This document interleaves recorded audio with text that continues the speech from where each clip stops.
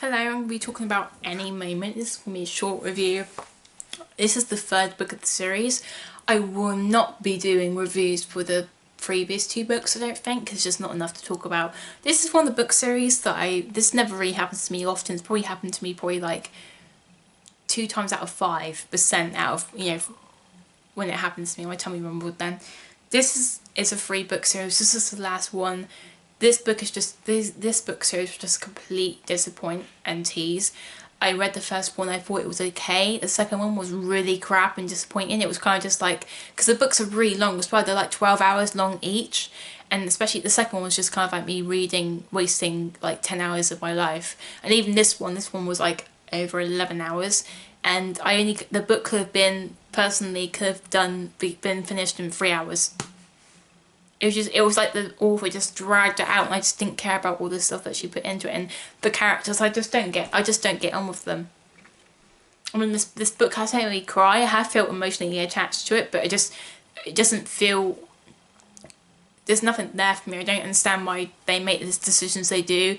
It was kind of like this author came up with this good idea for a book series, and then the first book was okay because she kind of knew where she was going. She's like going to get the couple together and have some drama.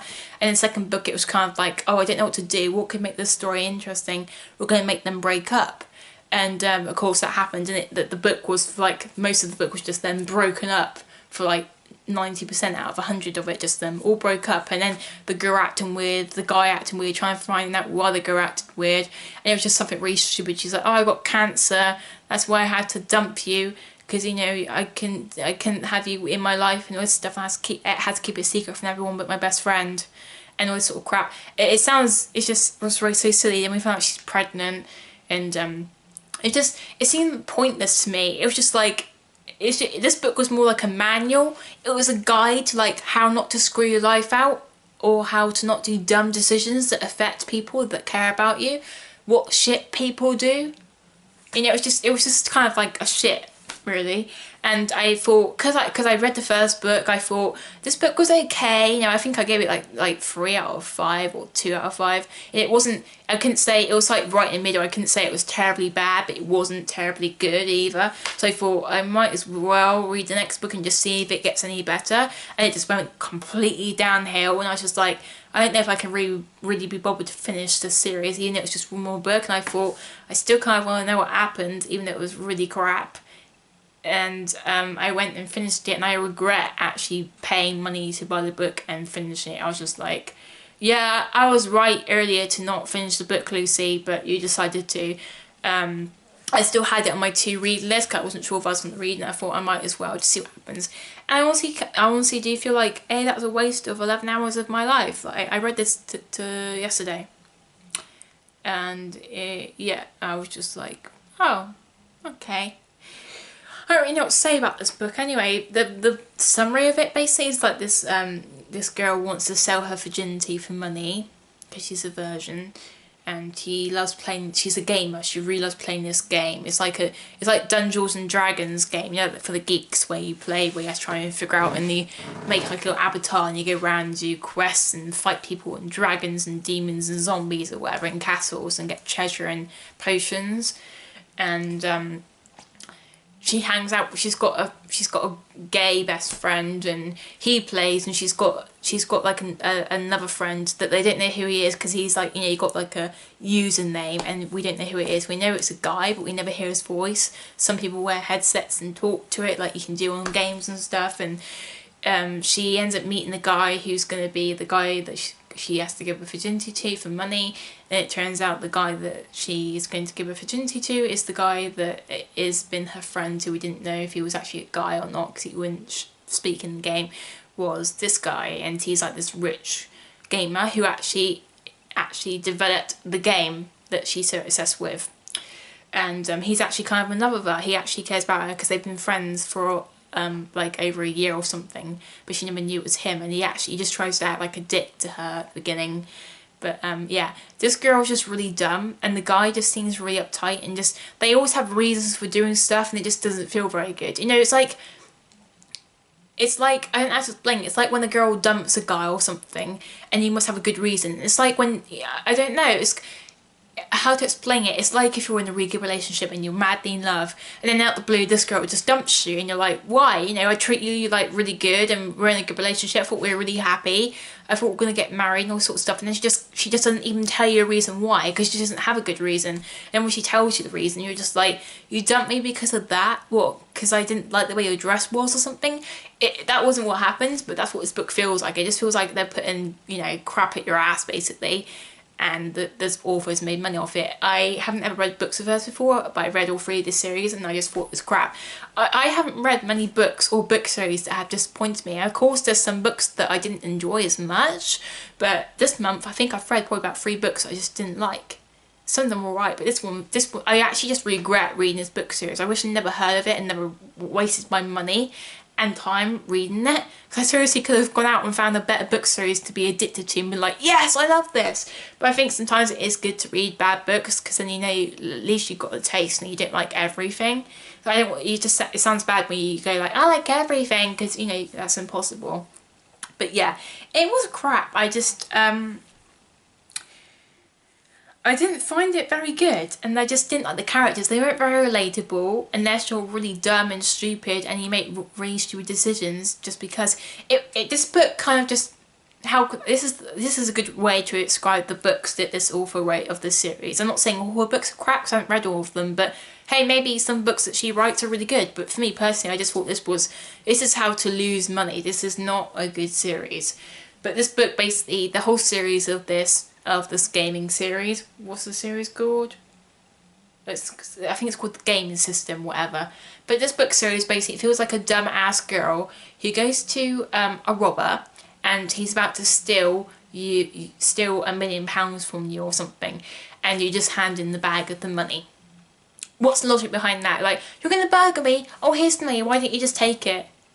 That's what he was going to do anyway. This is what the decisions that these people have. I'm just like, what? I did feel happy when how it ended for the book. I was like, I'm not going to say it's terrible. I mean, it was, but I probably enjoyed 2% out of 100 of some of the stuff they did. I love people who are in love, and I love people making love, and I love people having babies and being pregnant and all the bits like that in the books, you know, when you get to see Phil baby. There wasn't much of that. I liked this girl, she did get pregnant, but she killed it, had an abortion.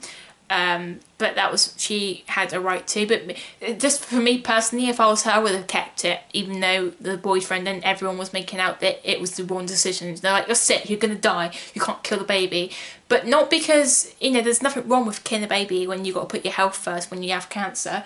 But I just thought it was really stupid personally for her, the character, because when she did do it, she didn't do it because of her. She didn't kill the baby because she thought it was right for her. She did it because her boyfriend basically told her to. And everyone else around her, who, like her mum, her gay best friend, her mum's engagement boyfriend and whatever, they were all like, you're going to be stupid. And she got basically pressured in it because her boyfriend kept telling her reasons why it was stupid to have a baby. And he wasn't even happy about having the baby. It seemed like he didn't really want one for her. You know, they're meant to be in love. And I know there is couples out there who don't want babies, that's fine. But it just seemed like it was just forcing her into it. It was basically how I describe it. It's kind of like rape. I mean, that sounds horrible, but just hearing me out, I just mean like, it's like a girl that just is not willing to have sex with you at all. So you just basically just say you have to because you're wrong and I'm right, and then she just does it because there's no logic behind that. It's just, you know, like, it's just like handing a girl a gun saying you've got to kill the boy, and then she's like, why? And he says, because I'm right and you're wrong. It just had no logic behind it. And especially because afterwards she felt really guilty. She hated herself basically because she killed the baby. Even though the guy's like because the guy that made it, her boyfriend who told her to kill the baby because he just wanted her to be alive, which I understand. He wants the girl of love of his life to be safe, so he kills her to kill the baby. But he's like, put the blame on me. You know, he's like, don't blame yourself for killing the baby, blame me. How can you not blame yourself? You know, just because someone says, oh, you know, I know you killed this random person for no reason, but just tell the court that you blame me so I can get a prison for you. It doesn't work like that, mate. You can say to people, put the blame on me, but that doesn't mean that you can stop people from feeling guilty. You know, it's like, I can't my sister could do something wrong, not that she does, but I don't know, maybe she spilled wine on the carpet, and I'll say, just blame me, and I'll take the blame for it. That doesn't stop Amber, my sister, for whatever reason why she put wine on the carpet. That isn't going to stop her feeling guilty, because she still might feel guilty. You know, she might, not saying she would, but you know, you can't take someone's blame away. It doesn't work. That's like trying to take someone's emotions. Someone can still feel that way. You can't, it's why people need therapy and stuff. You can't tell someone you can't feel sad. You know, it's like going to a funeral and the girl's just lost her husband. You can't say, you don't have to cry. Tell me to cry and I'll cry for you. It doesn't work like that. That person needs to cry their emotions out. I don't know if this is making any sense, but it just felt really stupid to me. It just did. And she just blamed herself after. She just felt like, I'm a horrible person. Why did I do it? I'm just like, well, if you wanted to keep the baby, so I know that her chances were less of her surviving. But if I was in her personal space, you know, if I had cancer and they told me that, you know, I had less chance of living, but I would have better chance of living if I kill a baby. But if I know me as a personal, know me personally as a person, I know that if I kill this baby, I'm going to feel guilty every day. I want to kill myself. I don't want to live anyway. I would rather keep the baby and see if I live or die. Not kill the baby and see if I live and then feel guilty for the rest of my life and feel like I don't deserve to live because I killed the baby. It doesn't work, you know, it was silly. And this guy doesn't even want to have kids. He tells her that. He's like, I'll have a baby with you if that's what you want. And they bargain that they're only going to have one because you're sick. So it was just, sorry, I can't really say anything about this book. You can read it if you want, if it sounds like your kind of thing, if you want to read something really crap. This actually will probably be good education, education. If you're trying to be an author and you need to know what not to write, read this. Yeah, this book made me sleepy. I actually got so bored from reading it, I just wanted to pass out, or drug myself, or get one to stab something in me. I'm sounding really negative, but seriously, this book was just a waste of money, wasted my time. I probably wasted like over 3 days of my life, which is not a lot, but still, it's still time of my life and money buying these books. So these books aren't cheap. I probably spent like, what, nearly 30 quid on 3 books, and it just wasn't worth it. Really wasn't. And especially a person that loves reading books, good books, I could put that energy and time into reading another book stories that I could be talking about that I loved. But hey, if you wanted something a bit negative today, don't read this. It was crap. Bye.